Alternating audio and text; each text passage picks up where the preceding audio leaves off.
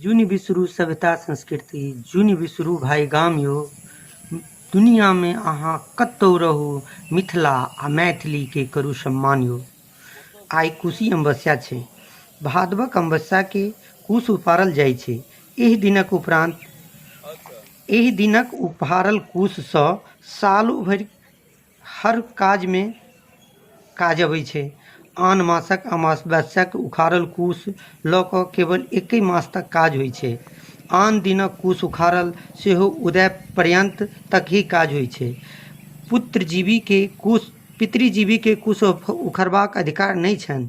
पिताक अछैत ने बालक कुशे उपाड़ि सकैत अछि आ ने पितृकर्म कऽ सकैत अछि।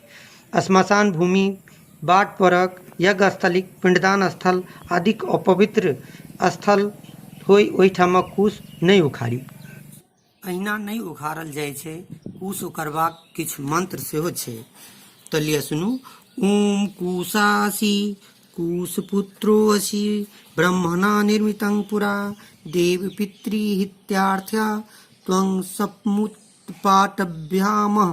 ओम कुशाग्रे वसते रुद्रः कुशमध्ये तु केशवः कुशमूले वसते ब्रह्मा कुशन्मे देहि मेदिनी। ओम हुं फट। मिथिला के कुशी अमावस्या में भाग लेबऽ के लेल अहाँ सबके सहृदय से धन्यवाद।